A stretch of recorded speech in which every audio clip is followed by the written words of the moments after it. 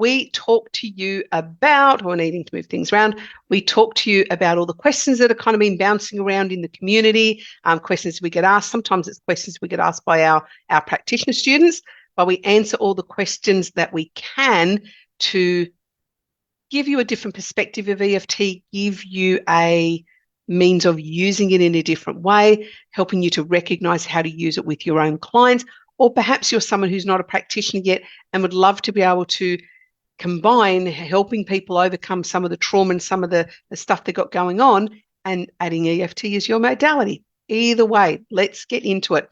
So I'm just going to read through the questions and I'm going to give you the answer.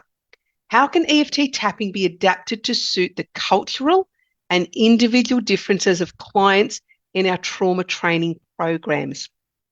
So let's address the cultural side first. Super, super fabulous question. One of the things I did over recent years is I have a scholarship program, and I would give it to people who were working in a particular women's health centre here in Sydney. I was on the board, I was on the committee for that health centre, and it made sense for me to help upskill that. What I had was there was a number of people who were already there were counsellors in that space. I gave them scholarships to add EFT tapping to their modalities to help people in that space be able to do tapping. So the beautiful part was the clients that they were able to work with and attract, I was never going to be able to attract those clients. I was never going to be able to support those clients because language-wise, I did not speak the same language. Physically, did not speak the same language as those people. So my ability to help them would have been impeded and hindered because I didn't speak their language. Training people in that space who had a different cultural background to what I had and a different language skill set made all the difference. It was amazing for that community and for that health centre to have these people who were skilled in another modality who could support their clients in a different way. So culturally, I guess, can EFT be used? Absolutely. I don't see any reasons why it can't be used by everybody. The beautiful part is whether you're seeing someone like myself as a practitioner or someone who speaks your language as a practitioner, they're not touching your body. So from a cultural perspective, there's no physical touching, which often breaks those boundaries culturally. But certainly from a language perspective, you want someone who can speak your language. I have worked with clients who have what we refer to here as broken English. I'm sorry if that's the wrong terminology, but their language skills are maybe not as fluid as mine. Maybe that's what it is. Maybe it's just not as fluent as what my English is. English is the only language I speak. So power to you if you can speak more than one language, let me tell you. But being able to speak with them, it has to be able to have some level of communication if you're working with someone as a practitioner. So main thing is, if you're listening to YouTube videos or you're reading some stuff and you can internally translate it. So it talks about if I'm feeling this sense of sadness, and you can, in whatever language you use, talk to yourself about this sadness and use whatever words it is that mean sadness for you. Absolutely. There is no reason why you can't do tapping. There is no reason why you can't build a business. One of the girls that got the scholarship, bless her little cotton socks, she has created a business for herself in the Middle Eastern space because that's the cultural background she has, helping people in that space to have such a different life because they don't speak English. And it's just been wonderful, wonderful to watch her. In terms of helping, I guess the other place to take this is in here as well. People who have come from other cultural backgrounds, certainly we see them coming to Australia. In what other country you may live in, you may see it too. We get people who have fled all sorts of conflicts. We've been very, very fortunate here in Australia. We haven't had necessarily any wars. We haven't had any battles. We haven't had any of that sort of conflict as part of our norm. Sadly, there are many, many people who have. So when they come to a country like Australia, there is a huge level of support that these people could really do with in helping them overcome whatever the traumas were from what they saw, from what they experienced, from what they endure. All of that has to be huge. So there will be the cultural connection will be so powerful if you have clients in that space to be able to support them to release the trauma of whatever it is that they experienced to be able to live a happier, healthier life, because ultimately what we want for our clients. We do this work because we want them to live happier, healthier lives. We want them to be able to let go of the patterning that comes from this trauma and the way they limit their own lives, or the way they live a smaller life than they could because of this. Using tapping to open that up and clear it allows them to have that much, much better experience. Are there specific protocols or guidelines for using EFT tapping with complex trauma cases? Yes, there absolutely is. This is one of the things we're going to talk very, very much about in our trauma training that we've got coming up. Specific protocols. There are a number of different techniques that are fabulous in EFT for people who have had trauma. Particular ones that we love to start with are things like sneaking up on. People who have had some significant traumas and they've got major impacts in their life today will not be able to talk about what's going on, and maybe the mere thought of thinking about what went on causes a reaction in them. So we use techniques that are almost like sneaking up on it. If you were to think about the idea of talking about that thing, what's the thing? And often they'll have tears and you'll just tap with them there. Just the thought of thinking about it. I'm not even there and I get upset. The thought of thinking about it. Knowing that it's going to hurt, knowing that it's going to upset me, knowing that it's going to overwhelm me. Just the idea of thinking about that thing that went on. I just get so emotional, and I know that that's not how I want to be. And you're going to work with your clients like that. You're going to get the intensity of the initial feelings and thoughts about the thing that happened. You're going to get them down, because if we've got clients in a heightened state of intensity, where that fight or flight's triggering and activating and boom, boom, boom, their cognitive function isn't as switched on as we'd like it to be, which therefore means they're not going to be able to, their cognitive function isn't going to be there. And I know that with EFT, we're talking to the unconscious a lot of the time, but we still need to be engaged in the process. And if they've got a really heightened sense of trauma and activation around thinking about the event, you want to bring that down first. So you're going to do some sort of sneaking up event.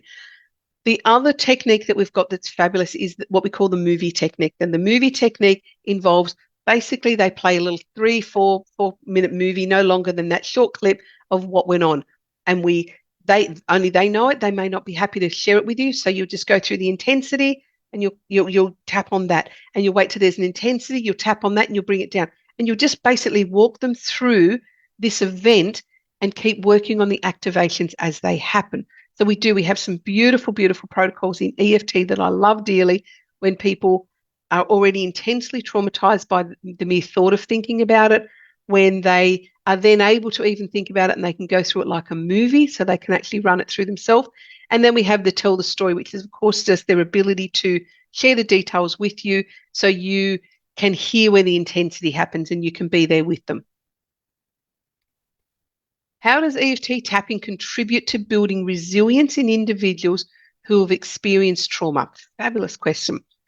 When we talk about building resilience, there is an element of needing to clear the impacts and the patterning and what's happening day to day from what did happen before we can start building that level of resilience. They can go hand in hand, so they can work together. But if we don't work with our clients to clear away the debris and clear away the garbage and clear away the thinking in the head, what happens is it pops up somewhere else. Because it's almost like, imagine band-aiding it. We've got a hole in the pipe here, we've bandaged up the pipe, we've got it there, the pipe's all sound, but there's still the pressure running through it. So it's going to pop up somewhere else. Some other little part of that pipe's going to fail. If you think about it like that, we need to help our clients remove the undertone, remove the underneath stuff first, and then start to build the resilience. And what we start to do, and when we're building the resilience with them, particularly when they've gone through something that's been quite traumatic, is instilling in them the little wins. What are your little wins that you've got going on? What are the little steps that you're taking? What are the little things that you're doing? You're not going to take them from, right, we've cleared all of this traumatic stuff, to boom, let's get you up feeling alive and I'm top of the world and I can do anything. quite often for them, it will be a rebuild of their confidence, rebuild of their competency, rebuilding their trust in themselves, rebuilding their belief system in themselves. When you start to rebuild that, that's what builds the resilience, because they know they have the resources. They know that they have the ability to draw on whatever they've got going on, and they can draw on it from within. They know that they've got them. So you want to be able to create with your clients that safe space underneath to clear the debris and clear all the stuff out before you start doing the boosting the confidence and boosting the competency stuff. Can EFT tapping be integrated into group therapy settings for trauma survivors? Oh, it is one of the best things you can do, is to take tapping into a workshop or create a workshop, be invited in to deliver a workshop into a space where people have experienced trauma and you're working with survivors. Not everyone loves that term survivors, but we'll talk about them as survivors. When you go into a group setting, there is this beautiful, weird thing in tapping, and we call it borrowing benefits. And what that is, I might be tapping on a thing that happened in an accident 6 years ago, and you might be tapping on something that happened to yourself three years ago. And they may be completely different incidents. You fell down a set of stairs and you've broken your leg, and there's all this traumatic stuff because you've got some physical injuries. I may have been in a car accident, and Sally over here, she may have had an abusive parent. All of our stuff goes on. So what we would do in a group setting is we're all going to work on the impacts of what happens in our bodies. So you'd be able to frame up some level of workshop that particularly focuses on some part of trauma. So while we're all tapping, tapping in this group, what is happening with these borrowing benefits is we're in an energy space together. Everybody's in this energy space. So as part of being in this energy space, the benefits of you tapping on your thing and me tapping on my thing and Mary tapping on her thing, all of us tapping on our things, there is this energetic shift to what we've got going on. It's almost like I get a bit of your goodness and you get a bit of mine, and we just share this energy. So if you're someone who's thinking about doing workshops in that space, they are absolutely fabulous. You can still run them where people do not need to talk about their details. You can still run them and start them at that sneaking up stage. You'll do a little bit of an education space on it, and then you'll be able to work with these people, but you'll do some level of sneaking up. You'll gauge where your room's at. You'll find the energy of all the participants in your workshop, and then you'll start to peel it back layer by layer by layer. And you'll work with the energy of the group, and you'll keep the group together. But it's one of the best things in a group setting, because there can be people who don't need to talk. There can be people who don't need to share their details. Some people might be happy to share their details. You'll have a mix in that room or online, wherever you're going to run your trauma-informed workshops. But it will be about keeping the energy together. So it's fabulous, fabulous question. EFT is brilliant for doing group workshops to clear anything, whether it's trauma, got cravings, phobias, improving your work skills, whatever it is. It's perfect for all of that. What role does the identification of specific trauma events play in the EFT tapping process, and how does it contribute? How does the role of identifying specific traumatic events? Okay, so for any of you who are seasoned tappers and people who have followed us for a while or followed me for a while and done any of the YouTube stuff, you'll notice that we focus on the negative stuff. You'll notice that we actually do some focus on that negative. We'll actually talk about the negative stuff. We'll talk about the thoughts and the feelings you've got that's negative. And the reason we do that is you're already feeling it anyway. You're already thinking it anyway. You're already experiencing that anyway. So rather than go and Band-Aid and do some positive affirmations and good stuff over the top, if we go in and actually deal with the event itself, what meaning you gave the event, what your body holds in terms of reactions to the event, if we use our tapping to go and get rid of those things, then the event itself, the intensity of the event itself loses intensity. It loses its grip. Let me give you a quick example. One of my sons went overseas last year. Now, leading up to the months heading towards him going, I was in such a heightened state of constant distress. It came in waves and I couldn't seem to manage it or control it. I did lots and lots of tapping on it. What I recognized eventually was, because I said I was crying all the time, I'd get upset, I'd have waves of upset to the point that, someone I was working with said, like, do you need to take some days off? I'm going, no, I'm okay, but clearly I wasn't. What I recognized was my body was remembering the traumatic memory and the feelings and sensations of when he'd gone 5 years prior. Now, he'd gone as a much younger man, considerably less organized and planned for. He didn't have the money. He didn't have the job he was going. There was a whole lot of variables, and he was running from his life. He was not happy in where he was. He was not happy in the breakup he'd just come out of. So he was running. So for me, he shut me out. He shut me down. He wouldn't talk to me. He was not honest with me. There was a whole lot of stuff that was going on in that space for him. His stuff. But my point is, my body remembered the trauma. So what it was remembering as the time got closer for him leaving, it was like, this isn't even what he's got going on. He's planned, he's organized, he's got a job, his gorgeous fiance is with him, he's got cash behind him, he's got a whole plan. He was not that young man again. But I had to do tapping on my actual personal physical body to release the sensations that my body was having and those reactions to what he was going through. And what I remembered was the previous time he did it. So when I got very specific on this is what my body remembered, and I could just do tapping on these sensations I'm feeling, it's just a memory. It's just a memory. We all know the book Bessel van der Kolk, The Body Keeps Score, all of that stuff about the body keeps score. This was my body keeping score. So I used tapping to release it. I used tapping to let it go, acknowledged what it was. So from there, I then was able to go to a space where I could get happy that he was going. I'm totally thrilled for the adventure that he is on. I get to see him in a couple of weeks. The time's just flown. We get to spend a couple of weeks together with each other in Scotland. That's beautiful. But it was my ability to heal that and to recognize what it was imperative. So the more specific you can get in tapping, the more specific you can get in the event, the more specific you can feel into your own body of what you've got going on, the easier it is to clear it, the easier it is to move it on and to move through those emotions. Crying all the time was not okay. It was an emotional roller coaster. And we want that for our clients. We want them to be able to release that so they can move through it. How does EFT tapping address and alleviate symptoms of post-traumatic stress disorder? How does it alleviate the symptoms of post-traumatic stress? I hear that the word disorder has been dropped from that, so I'm going to drop it as well. I believe that they refer to it not as a disorder these days. It's they're symptoms.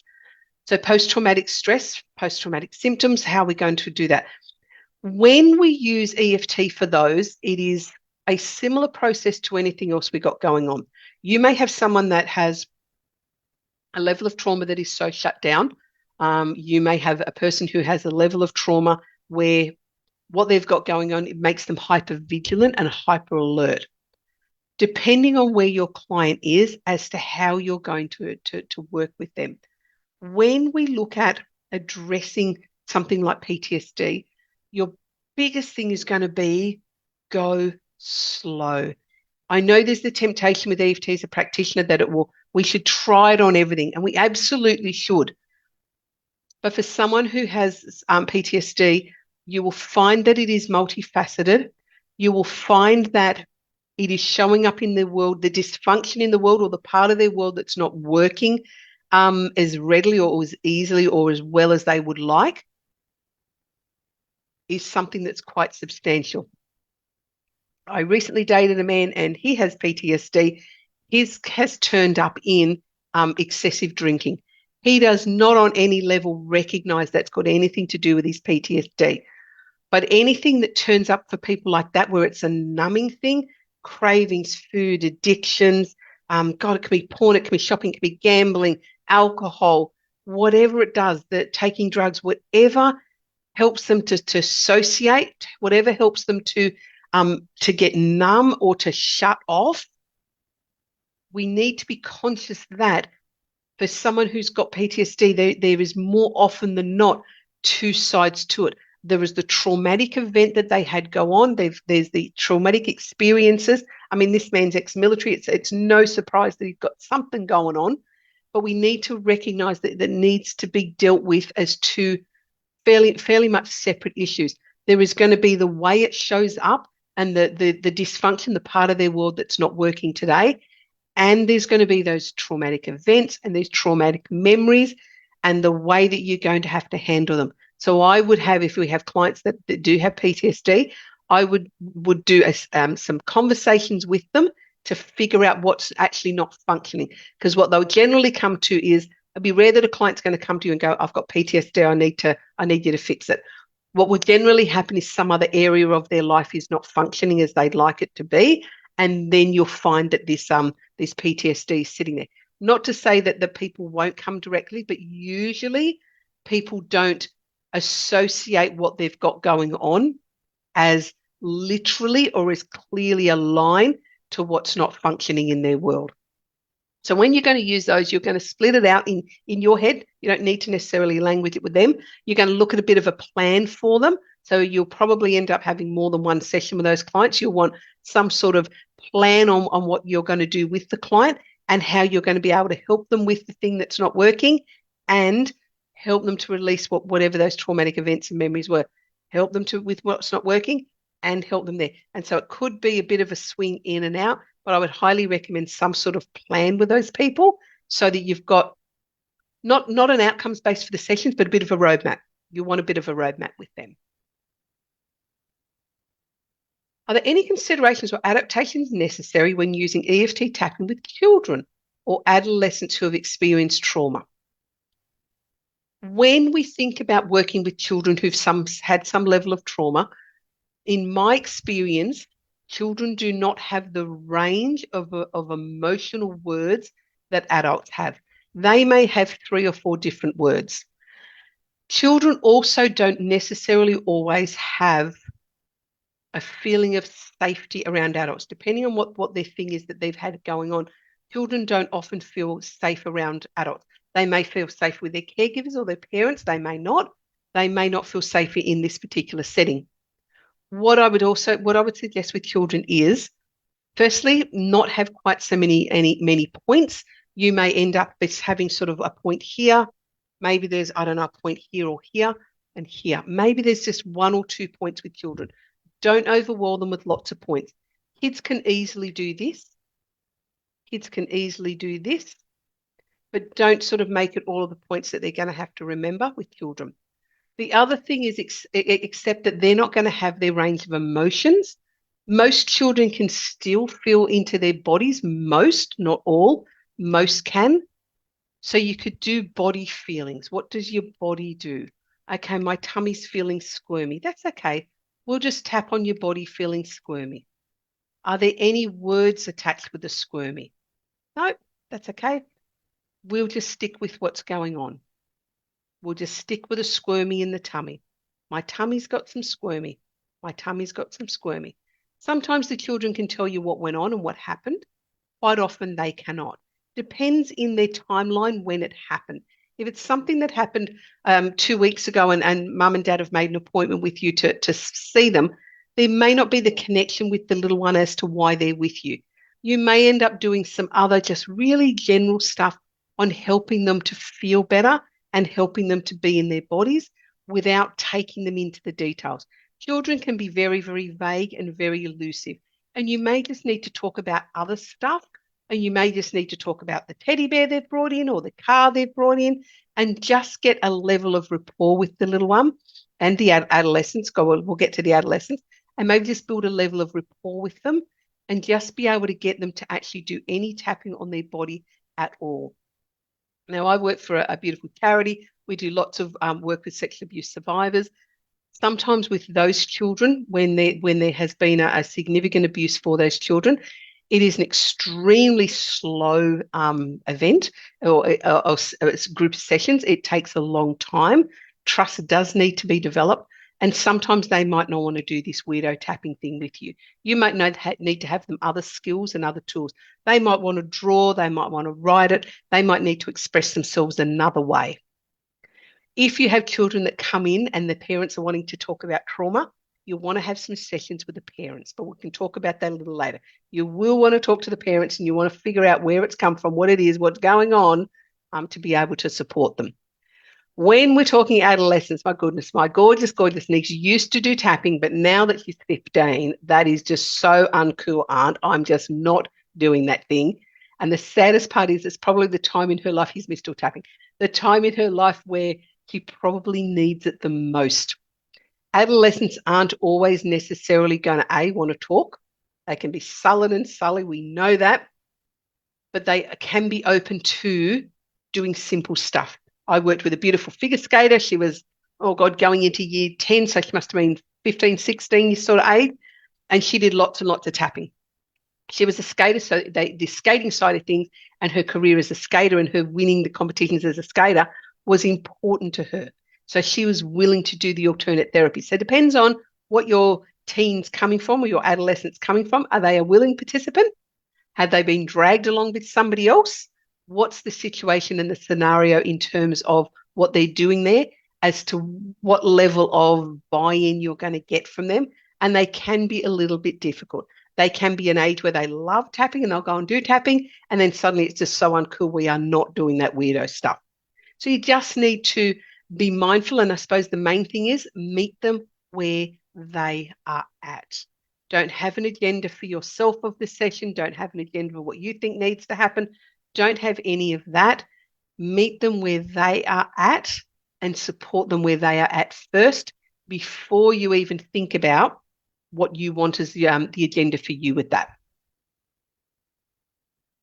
How can EFT tapping be utilised as a preventative measure for individuals at risk of developing trauma-related symptoms? Beautiful question. Think about somebody who has experienced a car accident. I don't know if you've ever been in a car accident, and I know that I have. And the initial impact will happen, boom. There will be a level of traumatic about that event when it's happened.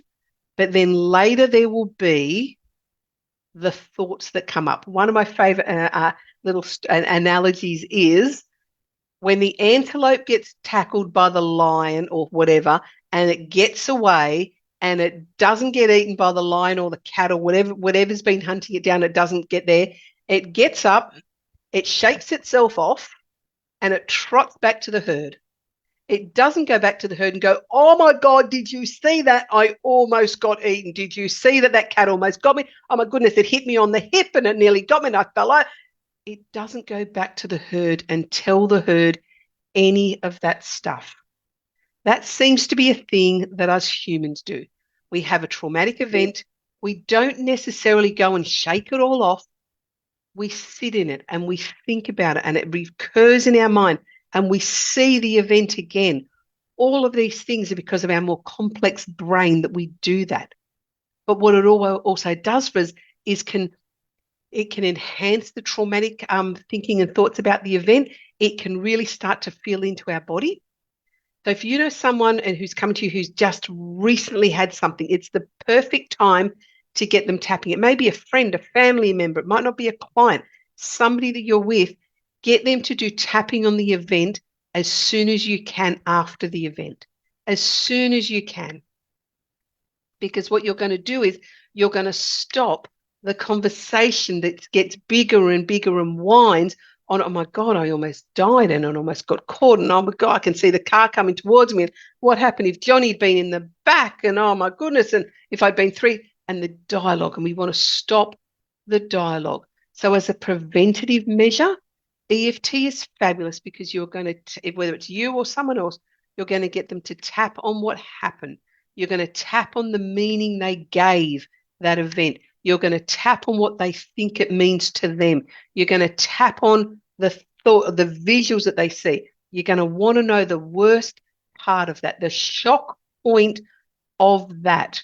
What was the shock point of what happened? Because sometimes in a car accident, it's not the impact.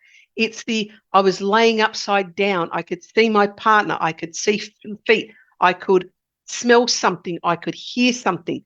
You want to know what the shock point is for your clients. Shock point is for the person that's been through the event. And then you can use the preventative, get them tapping as soon as you can. Or if they have, or if you have memories and thoughts that come up later about it, tap, just tap on it. Put your hand here and just tap. Okay, I'm having a visual of when the car came towards me. I'll just tap. Do that. How to use affirmations and positive statements. How does the use of affirmations, positive statements complement the EFT process in trauma healing? When we do EFT tapping, we will focus on the negative. And the reason we do that is you're thinking the thought anyway, you're saying the dialogue to yourself anyway, the event's replaying in your memory anyway. We want you to move through that. So by clearing the negative and getting rid of the debris and what you made it mean about yourself and what you made it think about yourself, all of those things, when you've cleared all of those away, it's really empowering and uplifting to add in the good stuff instead. I have a routine in the morning where it's like, my day is going to be amazing. My day is going to be exactly what I want it to be. My day is going to be so uplifting. I'm not going to get any traffic in front of me. They're going to move out of my way. And I'm going to make it to the office as easy as it possibly could be. I'm going to bring in the best lunch and it's going to be so yummy today. And the work that I have to do, it's going to be a breeze. I know what I'm doing.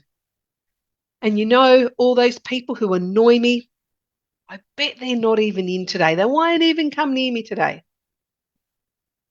And then everything I need to do, I'll get done easily. And then my commute on the way home again, the train will turn up on time for me. And there'll be the perfect seat that I'll enjoy sitting in. And then I'll get home and everything at home is going to be nice and comfortable and calm. And there's not going to be any chaos. And I'm going to be able to cook dinner. And our family's going to be nice to each other. And we're going to have the best time. And everything's going to be done. And I'm going to feel calm and relaxed. And I know that I did my best. And I know that today's going to be a great day because that's what I'm ordering from the universe. Now, I know that's kooky. I know that for some people, they're going to go, yeah, but that's not my day, Lorna. I don't care. It's possibly not my day either. But that's not what I'm thinking when I'm doing the positive stuff. My idea is I will wire my brain for my body for all the positive, great, fun things that are going to happen and order from the universe what I want. Now, when you're doing tapping routines and you've got rid of the negative stuff and you've cleared it away, how good is it to be able to do that with our clients? It's all cleared away and the future looks bright. Wonderful and positive. Going to have the best time. I know that my future is what I want it to be. So happy I've released this, let it go, and moved on with my day. When you do some of the positive stuff and build your stuff up with that, it's not always about the negative. It just energizes your body, and that's what you want, some energy going on. Are there any specific training or certification requirements for practitioners aiming to specialize in EFT tapping for trauma? We are launching our trauma training on the 1st of February. First class running for 2024. It's a 6-week online, every Thursday night for 6 weeks. We're going to run it. It's going to be about an hour and a half. It is taking you deep dive into trauma. How do you use it with your clients? How do you work with your clients? Now, to get into that course, you have to be an EFT practitioner who was trained somewhere. You have to be able to prove to us that you have EFT certification. This training is not for the layperson. It is not for anyone who just wants to go and help their friends. It is for people who are certified and who are qualified as an EFT practitioner. I believe that trauma, working with someone who's had trauma, who's had significant trauma, it takes a special set of skills. It takes knowledge. It takes competency. It takes us. It's something that you need to work on. It's a muscle that needs to be worked. It takes knowledge. but it's also about the doing. And let me share with you why. When I first started with people who were survivors of sexual abuse, I went in there believing that I'm trauma informed, I'm trauma trained. I've done a number of different trauma trainings. I'm a teacher of the trauma buster technique by fabulous woman down in Tassie. Got her name eludes me. That's terrible. Hope she's not watching. So I'm a trainer of the trauma buster technique. I am also a graduate of hers, so I do that with my clients. I've also done a number of tapping trainings with a number of different EFT schools in the US as well. I want to be able to teach people that. So when I first started working with my sexual trauma clients, I didn't have a background in that to start with. I made the mistake that many people do of going too far, too fast, too deep, too quickly, too into an event, too quickly. In the session, it was fabulous. In the session, it cleared the stuff. In the session, it cleared what we were working on. What it didn't address and doesn't address is what happens when they start to spiral afterwards. That to me was an unknown. When I got to that, it was like, now what do I do? And I had to put in some interventions in place for these two particular clients I was working with. One particular spiraled more than the other. I believe totally in my beautiful EFT. I believe totally in its power and totally what it had in the ability to clear that event. And I'm positive it cleared that event for her. But what it is with people who have been through, I said, sexual abuse survivors, quite often there's not just one event. So what we've done is I've then opened Pandora's box for this woman, and then all these other thoughts and memories and all this other stuff started to come up. So I needed a process and a protocol and a mapping. Remember, a map.